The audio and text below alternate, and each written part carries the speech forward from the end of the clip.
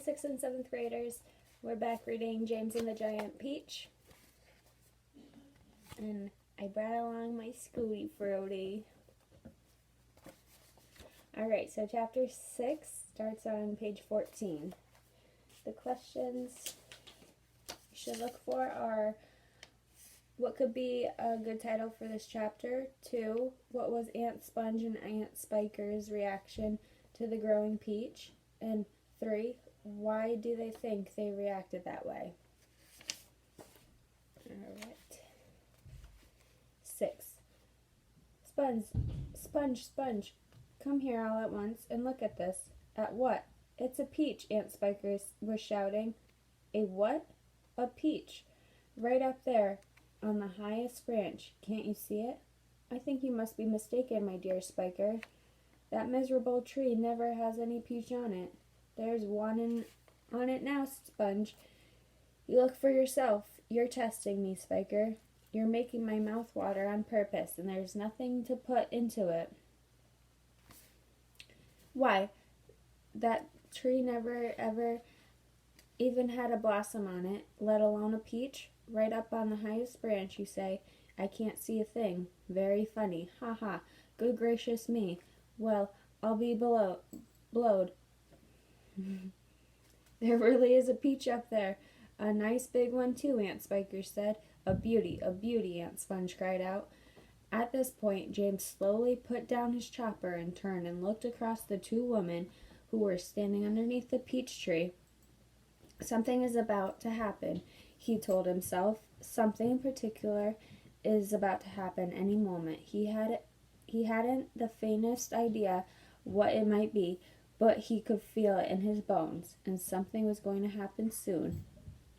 He could feel it in the air around him, in the sudden stillness and that had fallen up in the gardens. James tiptoed a little closer to the tree. The ants were not talking now. They were just standing there, staring at the peach.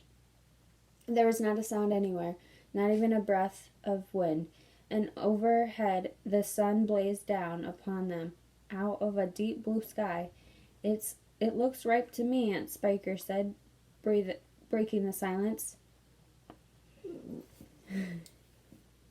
Then why don't we eat it? Aunt Sponge suggested, licking her thick lips. We can't have half of it. We can each have half each. Hey you, James, come over here at once and climb this tree. James came running over. I want you to pick that peach up there on the highest branch. Aunt Sponge went on. Can you see it? Yes, Aunt Sponge, I can see it. And don't you dare to eat any of it yourself. Your Aunt Spiker and I are going to have it between us right here and now, half each. Get on with you. Up you go. James crossed over the tree trunk. Stop, Aunt Spiker said quickly. Hold everything. She was staring up into the branches with her mouth wide open and her eyes bulging as though she had seen a ghost. Look, she said. Look, Sponge, look. What's the matter with you? Aunt Sponge demanded. It's growling, Aunt Spiker cried. It's getting bigger and bigger. What is? The peach, of course. You're joking. Well, look for yourself. But, my dear Spiker, that's perfectly ridiculous. That's impossible. That's... Now, wait just a minute. No, that can't be right. No, yes. Great Scott. The thing really is growing. It's nearly twice as big already, Aunt Spiker shouted. It can't be true. It can't be true. It is true. It must be a miracle. Watch it. I am watching it.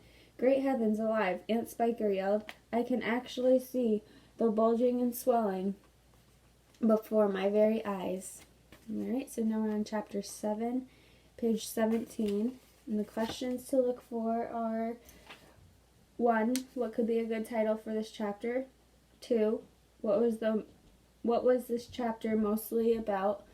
And 3, what word means the same as spellbound? Alright, so 7 on page 17. The 2 women and the small boy stood absolutely still on the grass underneath the tree, gazing up at this extraordinary fruit. James's little face was glowing with excitement. His eyes were as big and bright as 2 stars. He could see the peach swelling larger and larger as clearly as if it was a balloon being blown up. In half a minute, it was the size of a melon. In another half a minute, it was twice as big again. Just look as it's growing, Aunt Spiker cried. Will it ever stop? Aunt Sponge shouted, waving her fat arms and starting to dance around in circles. And now it was so big it looked like an enormous butter-colored pumpkin dangling from the top of the tree. Get away from that tree trunk, you stupid boy, Aunt Spiker yelled. The slightest shake, and I'm sure it will fall off. It must weigh 20 or 30 pounds at least. The branch that the peach was growing upon was beginning to bend over further and further because of the weight. Stand back, Aunt Sponge shouted. It's coming down. The branch is going to break. But the branch didn't break. It simply bent over more and more as the peach got heavier and heavier. And it still went on growing. In another minute, this mammoth fruit was as large and round and fat as Aunt Sponge herself, and probably just as heavy. It has to stop now, Aunt Spiker yelled. It can't go on forever. But it didn't stop. Soon it was the size of a small car and reached halfway to the ground. Both aunts were now hopping around and around the tree, clapping their hands and shouting all sorts of silly things in their excitement. Both aunts were now like hallelujah. Aunt Spiker shouted, What a peach, what a peach, terrifico, Aunt Sponge cried out, magnifico, splendifico, and what a meal. It's still growing, I know. As for James, he was spellbound by the whole thing, that could only stand and stare and murmur quietly to himself, Oh, isn't it beautiful? It's the most beautiful thing I've ever seen. Shut up, you little twerp, Aunt Spiker snapped, happening to overhear him. It's none of your business, that's all right, Aunt Sponge declared. It's got nothing to do with you whatsoever. Keep out of it. Look, Aunt Spiker shouted, it's growing faster than ever now. It's speeding up. I see it, Spiker, I do. Bigger and bigger grew the peach, and bigger and bigger and bigger. Then at least when it had become, this is the size of the peach. And at last, when it had become nearly as tall as the tree that it was growing on, as tall and wide, in fact, as a small house, the bottom part, it gently touched the ground, and there it rested. It can't fall now, Aunt Sponge shouted. It stopped growing. Aunt Spiker cried, No, it hasn't. Yes, it has. It's slowing down. Spiker, it's slowing down. But it hasn't stopped yet. You watch it. There was a pause. It has now. I believe you're right. Do you think it's safe to touch it? I don't know. We'd better be careful. Aunt Sponge and Aunt Spiker began walking slowly around the peach, inspecting it very cautiously from all sides. They were like a couple of hunters who had just shot an elephant and were not quite sure whether it was dead or alive. And the massive round fruit towered over them so high that they looked like midgets from another world beside it. The skin of the peach was very beautiful, a rich buttery yellow with patches of brilliant pink and red. Aunt Sponge advanced cautiously and touched it with the tip of one finger. It's ripe, she cried. It's just perfect. Now see here, Spiker. Why don't we just go and get us a shovel right away and dig out a great big hunk of it for you and me to eat? No, Aunt Spiker said. No, not yet. Why ever not? Because I say so. But I can't wait to eat some, Aunt Sponge cried out. She was watering at the mouth now, and a thin trickle of spit was running out down the side of her chin. My dear Sponge, Aunt Spiker said slowly, winking at her sister and smiling a sly, thin-lipped smile. There's a pile of money to be made out of this, if only we could handle it right now. You wait and see. Alright, so now we're on chapter 8 on page 21. Alright, so the questions are, what would be a good title for this chapter? chapter.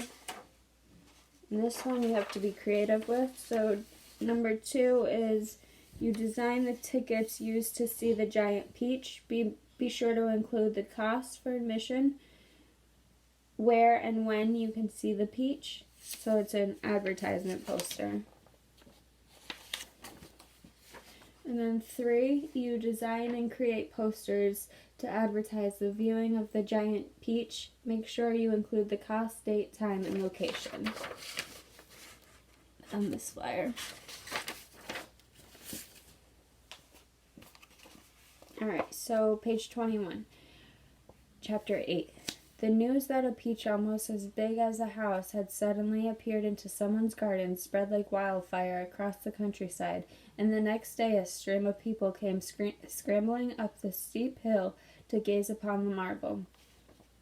Quickly, Aunt Sponge and Aunt Spiker called in carpenters and had them build a strong fence around the peach to save it from the crowd, and at the same time these 2 crafty women stationed themselves at the front gate with a large bunch of tickets that started charging everyone for coming in.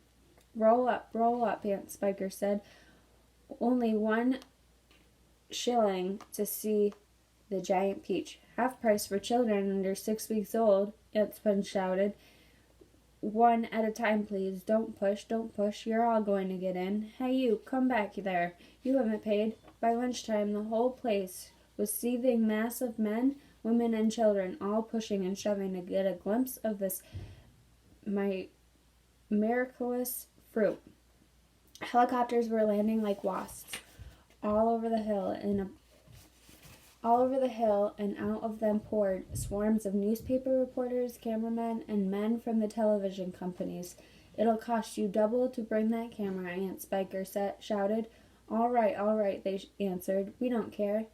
All the money came rolling into the pockets of 2 greedy aunts.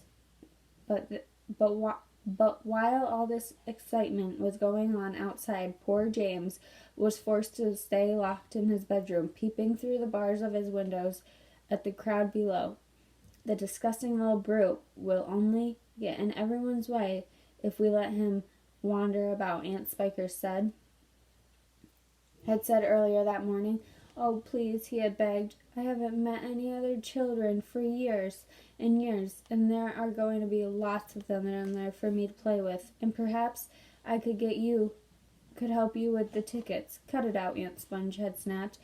Your Aunt Spiker and I are about to become millionaires, and the last thing we want is the likes of you messing things up and getting in the way. Later when the evening of the first day came, and the people had all gone home, the aunts unlocked James's door and ordered him to go outside to pick up all the banana skins and orange peels and bits of papers the crowd had left behind. Could I please have something to eat first? He asked. I haven't had a thing all day. No, they shouted, kicking him out the door. We're too busy to make food. We're counting our money. But it's dark, James cried. Get out, they yelled, and stay out until you've cleaned up the mess. The door slammed. The key turned in the lock. Alright, so now we're on chapter 9, on page 23.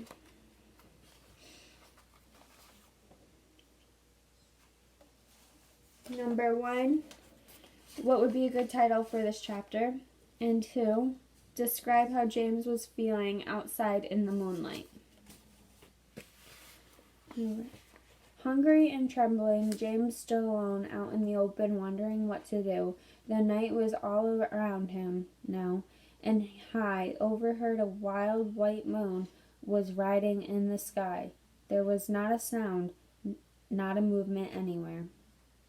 Most people, and especially small children, were often quite scared of being out of doors alone in the moonlight.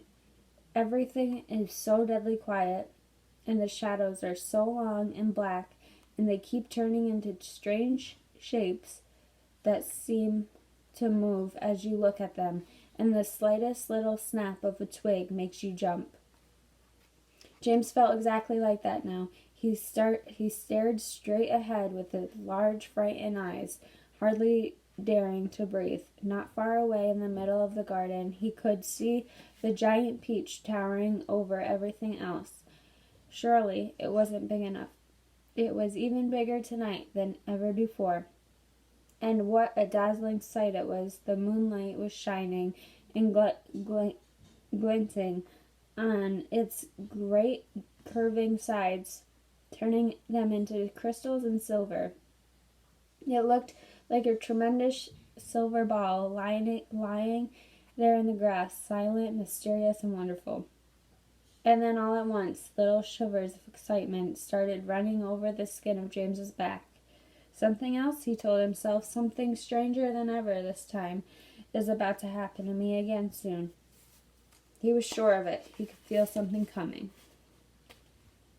He looked around, wondering what on earth it was going to be. The garden lay soft and silver in the moonlight. The grass was wet with dew, and a million dewdrops were sparkling and twinkling like diamonds around his feet.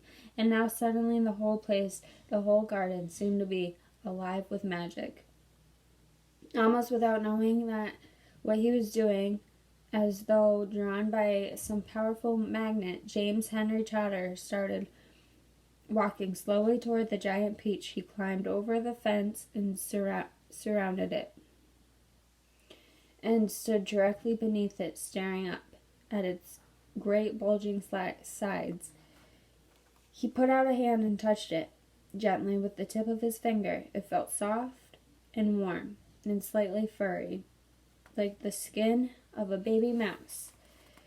He moved a step closer and rubbed his cheek lightly against the soft skin, and then suddenly, while he was doing this, he happened to notice that right beside him and below him, close to the ground, there was a hole in the side of the peach. Alright, so now we're on chapter 10, page 24.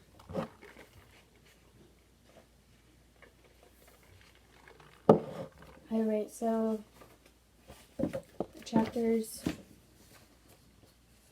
questions will be 1. What would be a good title for this chapter? And 2. What was the chapter mostly about? Describe this in one sentence. And 3.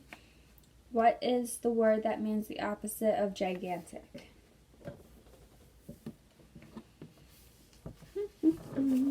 Okay, so page 24. It was quite a large hole and sort of a thing an animal about the size of a fox might have made. James knelt down in front of it and poked his head and shoulders inside. He crawled in. He kept on crawling. This isn't just a hole, he thought excitedly. It's a tunnel. The tunnel was damp and murky, and all around there was a curious bittersweet smell of fresh peach. The floor was soggy under his knees. The walls were wet and sticky. Peach juice was dripping from the ceiling. James opened his mouth and caught some of it on his tongue. It tasted delicious. He was crawling uphill now, as though the tunnel were leading straight towards the very center of the gigantic fruit. Every few seconds he paused and took a bite out of the wall. The peach flesh was sweet and juicy and marvelously refreshing. He crawled on for several yards, and then suddenly, bang! The top of his head bumped into something extremely hard blocking his way. He glanced up, and in front of him there was a solid wall, and that seemed at first as though it was made of wood. He touched it with his fingers. It certainly felt like wood, except that it was very jagged and full of deep grooves. Good heavens, he said. I know what this is. I've come to the stone in the middle of the peach. Then he noticed that there was a small door cut into the face of the peach stone. He gave a push. It swung open. He crawled through it, and before he had time to glance up, there's the door, and see where he was, he heard a voice saying, "Look who's here," and another one, "We've been waiting for you." James stopped and stared at the speakers, his face white with horror. He started to stand up, but his knees were shaking so much he had to sit down on the floor. He glanced behind him, thinking he could bolt back into the tunnel the way he had come, but the doorway had disappeared. There was now only a solid brown wall behind him. Alright, so now we're on chapter 11 on page 26. So,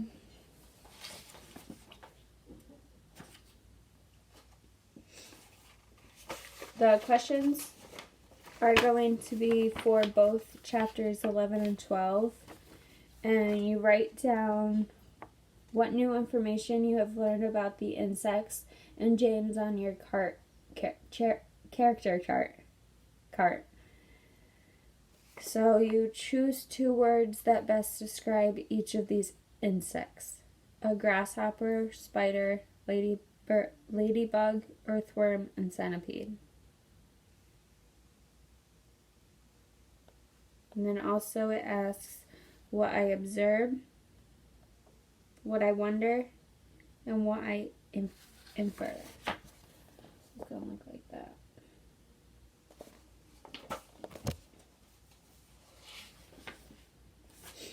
Alright, so chapter 11. James's large frightened eyes traveled slowly around the room. The creatures, some sitting on chairs, others reclining on a sofa, were all watching him intensely. Creatures? Or were they insects? An insect is usually something rather small, is it not? A grasshopper, for example, is an insect. So what would you call if you saw a grasshopper as large as a dog? As large as a large dog? You could hardly call that an insect, could you? There was an old green grasshopper as large as a large dog sitting on a stool directly across the room from James now. And next to the old green grasshopper, there was an enormous spider. And next to the spider, there was a giant ladybug with 9 black spots on her scarlet shell.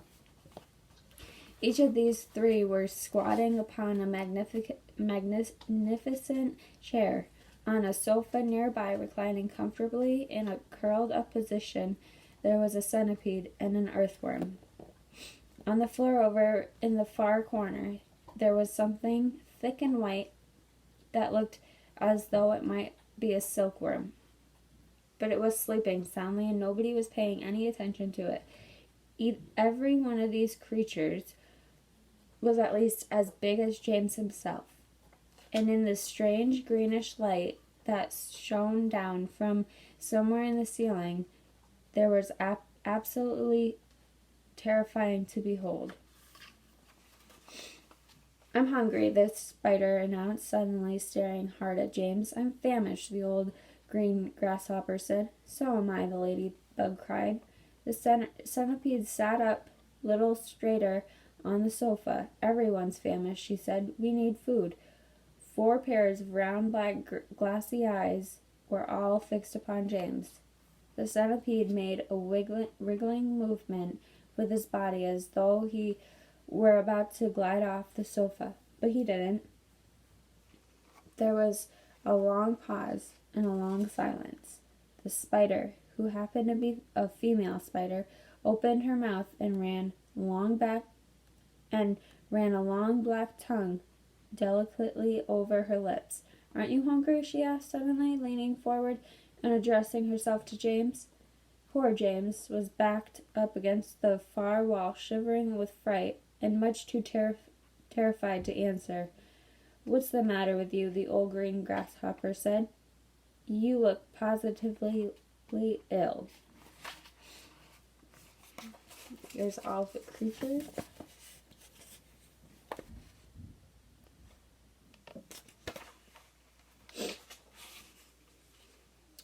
He looks as he's going to faint any second, the centipede said.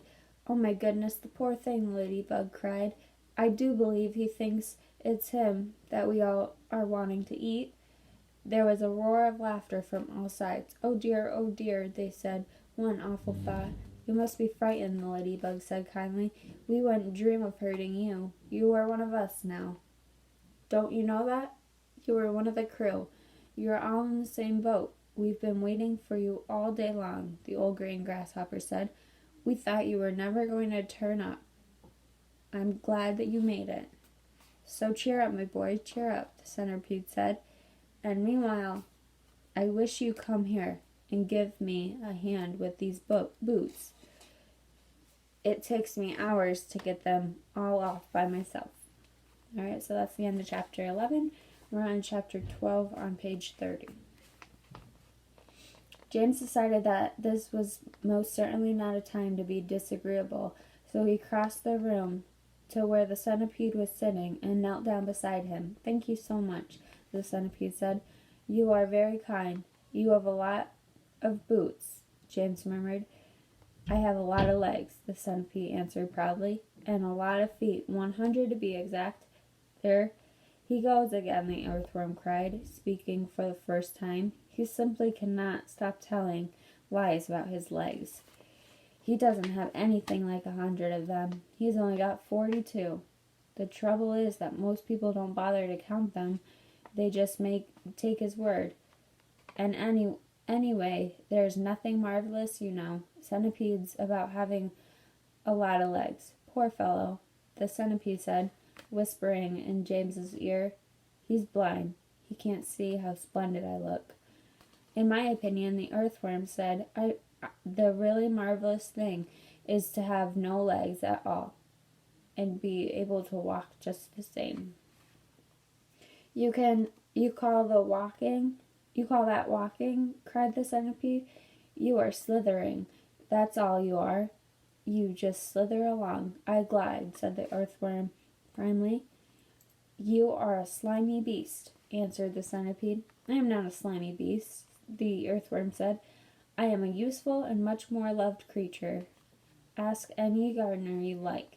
And as for you, I am a pest, the centipede announced, grinning proudly and looking around the room for approval. He is so proud of that, the ladybug said, smiling at James, though for the life of me I cannot understand why. I am the only pest in this room, cried the centipede, still grinning away, unless you count old green grasshoppers over there. But he is long past it now. He is too old to be a pest anymore. The old green grasshopper turned his huge black eyes upon the centipede and gave him a withering look. Young fellow, he said, speaking in a deep, slow, scornful voice, I have never been a pest in my life. I am a musician. Hear, hear, said the ladybug. James, the centipede said. Your name is James, isn't it? Yes. Well, James, haven't you ever in your life seen such a marvelous, colossal centipede as me? I certainly haven't, James answered. How on earth did you get to be like that? Very particular, the centipede said. Very, very particular indeed. Let me tell you what happened. I was messing around in the garden under the old peach tree, and suddenly a funny little green thing came wriggling past my nose. Bright green it was, and extraordinarily beautiful, and it looked like some kind of tiny stone or crystal. Oh, but I know what that was called, James. It happened to me too, said the ladybug. And me, Miss Spider said. Suddenly, there were little green things everywhere. The soil was full of them. I actually swallowed one, the earthworm declared proudly. So did I, the ladybug said. I swallowed 3, the centipede cried. But who's telling the story anyway? Don't interrupt. It's late. It's too late to tell stories now, the old green grasshopper announced. It's time to go to sleep. I refuse to sleep in my boots, the centipede cried. How many more of these do you have to come off, James? I think I've done about 20 so far, James told him. Then that leaves 80 to go, the centipede said. 22, not 80, shrieked the earthworm. He's lying again. The centipede roared with laughter. Stop pulling the earthworm's legs, the ladybug said. This sent the centipede into hystericals. Pulling his leg, he cried, wriggling with glee and pointing at the earthworm. Which leg am I pulling? You tell me that. James decided that he rather looked like a centipede. He was obviously a rascal. But what had changed? It was to hear somebody laughing once for a while. He had never heard Aunt Sponge or Aunt Spiker laughing aloud in all the time he had been with them. We really must get some sleep, the old green grasshopper said. We've got a tough day ahead of us tomorrow, so you be kind enough, Mrs. Spider, to make the beds. Alright, that's the end of chapter 12. I'm going to stop there, so answer your questions, and then come back for the next video for more chapters. Bye.